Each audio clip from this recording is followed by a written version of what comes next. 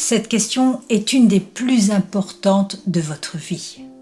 Jésus-Christ a dit « Si un homme ne naît de nouveau, il ne peut voir le royaume de Dieu ». Il ne suffit pas de répondre « Je suis membre de l'Église, je suppose que je suis chrétien ». Un grand nombre de ceux qui se disent chrétiens ne montrent aucun signe de la nouvelle naissance, tel que l'Écriture nous l'a donné. Beaucoup de ces signes sont énumérés dans la première épître de Jean. Premièrement, aucune habitude pécheresse. Jean écrit « Quiconque est né de Dieu ne pratique pas le péché ». Nous savons que quiconque est né de Dieu ne pratique pas le péché. Quelqu'un qui est né de nouveau ou régénéré ne pêche pas par habitude. S'il pêche, son cœur, sa volonté n'y consentent plus. Probablement, il fut un temps où il ne se demandait pas si ses actions étaient pécheresses ou non, et il ne se sentait pas toujours affligé après avoir fait du mal. Il n'y avait pas de lutte entre lui et le péché. Ils étaient amis. Mais le vrai chrétien hait le péché, le fuit, le combat, le considère comme son plus grand fléau, refuse le fardeau de sa présence. Mais cela lui manque quand il tombe sous son influence, et il aspire du plus profond de son être d'en être complètement délivré. Il ne prend plus aucun plaisir à pécher. Celui-ci est devenu une horreur qu'il déteste. Cependant, il ne peut pas éradiquer sa présence en lui. S'il disait qu'il n'avait pas de péché, il se séduirait lui-même. Mais il peut dire qu'il hait le péché et que le plus grand désir de son âme est de ne plus pécher du tout. Il ne peut pas empêcher les mauvaises pensées d'entrer dans son esprit, ni éliminer de ses paroles et de ses actions les imperfections, les omissions et les défauts.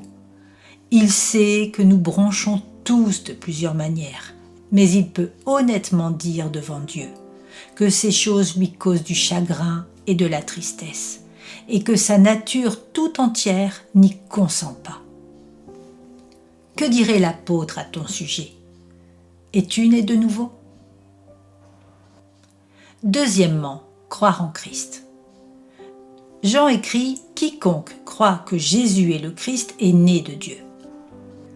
Un homme qui est né de nouveau ou régénéré croit que Jésus-Christ est le seul sauveur qui peut gracier son âme, qu'il est la personne divine désignée par le Père dans ce but précis, et qu'en dehors de lui, il n'y a aucun sauveur.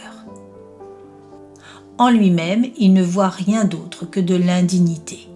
Mais il place pleinement sa confiance en Christ, se reposant sur lui et croyant que ses péchés sont pardonnés. Il croit que sur la base de l'œuvre accomplie par Christ et de sa mort sur la croix, il est déclaré juste devant Dieu et qu'il peut regarder la mort et le jugement à venir sans crainte. Il peut quelquefois douter et craindre. Il peut dire de temps à autre qu'il se sent comme quelqu'un qui n'aurait pas du tout la foi. Mais demandez-lui s'il place sa confiance ailleurs qu'en Christ et voyez ce qu'il vous dira. Demandez-lui si son espérance dans la vie éternelle repose sur sa propre bonté, sur ses propres œuvres, sur ses prières, son pasteur, son Église, et écoutez sa réponse. Que dirait l'apôtre à ton sujet ? Es-tu né de nouveau ? Troisièmement, pratiquer la justice. Jean écrit « Quiconque pratique la justice est né de lui ». L'homme qui est né de nouveau ou régénéré est un homme saint. Il s'efforce de vivre selon la volonté de Dieu, de faire les œuvres qui plaisent à Dieu et d'éviter de faire celles que Dieu hait. Il désire sans cesse regarder à Christ comme son modèle aussi bien que son sauveur, prouvant ainsi être l'ami de Christ en faisant tout ce qu'il commande. Il sait qu'il n'est pas parfait. Il est tristement conscient de la corruption qui demeure en lui. Il trouve en lui un principe mauvais qui fait constamment la guerre à la grâce en essayant de le détourner de Dieu. Pourtant, il ne l'accepte pas, ne voulant aucunement faire obstacle à la présence divine. Même si quelquefois il se sent si déprimé qu'il se demande s'il est chrétien ou non, il pourra dire avec John Newton « Je ne suis pas ce que je devrais être. Je ne suis pas ce que je veux être. Je ne suis pas ce que j'espère être dans le monde à venir. Néanmoins, je ne suis plus celui que je fus autrefois, et par la grâce de Dieu, je suis ce que je suis. Que dirait l'apôtre à ton sujet? Es-tu né de nouveau? Quatrièmement, aimer les autres chrétiens. Jean écrit: nous savons que nous sommes passés de la mort à la vie parce que nous aimons les frères. Un homme qui est né de nouveau possède un amour particulier pour tous les vrais disciples de Christ. Tout comme son Père céleste, il a pour tous les hommes en général un grand amour, mais possède un amour particulier pour ceux qui partagent sa foi en Christ.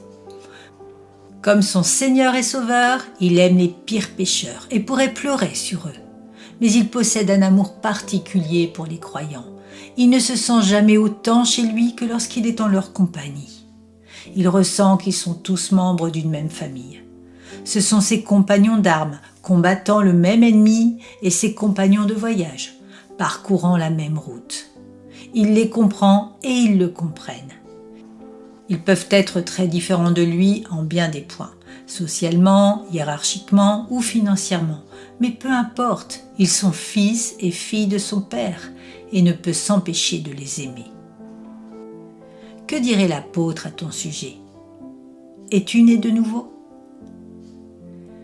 Cinquièmement, triompher du monde. Jean écrit: car tout ce qui est né de Dieu triomphe du monde. Un homme qui est né de nouveau ne fait pas des opinions du monde sa norme du bien et du mal. Peu lui importe d'aller à contre-courant de ce monde, de ses idées et de ses pratiques. Il ne s'inquiète plus de ce que pensent les hommes. Il triomphe de l'amour du monde. Il ne trouve aucun plaisir dans ce qui semble rendre heureux tant de personnes. Pour lui, elles sont folies et indignes d'un être immortel. Il aime la louange de Dieu plus que la louange des hommes. Il craint d'offenser Dieu plus que les hommes. Qu'on lui fasse des reproches ou des éloges, aucune importance. Son but premier est de plaire à Dieu. Que dirait l'apôtre à ton sujet? Es-tu né de nouveau? Sixièmement, se garder pur. Jean écrit: celui qui est né de Dieu se garde lui-même. Un homme qui est né de nouveau veille sur sa propre âme. Il essaie seulement d'éviter le péché, mais aussi tout ce qui pourrait l'y conduire. Il est prudent en ce qui concerne ses fréquentations, il sait que les mauvaises compagnies corrompent le cœur et que le mal prend plus facilement que le bien, comme la maladie est plus contagieuse que la santé. Il gère son temps avec prudence. Son plus grand désir est de le rendre profitable.